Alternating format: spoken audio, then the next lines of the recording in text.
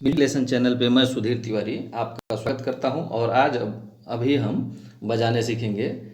मुक्ति का कोई तू जतन कर ले रे रोज, थोड़ा थोड़ा हरि का भजन कर ले। ये आप भजन कई बार सुने होंगे, बहुत ही अच्छा भजन है। और बजाने के क्रम में यदि आपको मन में ऐसा लगता है कि किसी भी गाना को या किसी भी भजन को, किसी गीत को कैसे बजाया जाता है, तो आप यूट्यूब के सर्च बार में जाके आप music lesson Sudhir Tiwari search करेंगे तो सीधे मेरे चैनल पे आ जाइएगा। और इसके बाद वहाँ पे हारमोनियम बजाना सीखे भाग 1, भाग 2 और भाग 3 आपकी सुविधा के लिए अभी तक अपलोड हो चुका है। आप वीडियो को देखिएगा, बहुत सारा बेसिक जानकारी आपको वहाँ से प्राप्त होगा। और कमेंट बॉक्स में भी बताइएगा कि वीडियो आपको कैसा लगा।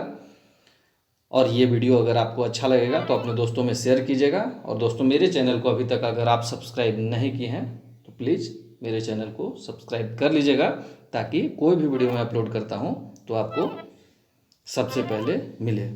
आइए बजाना शुरू करते हैं।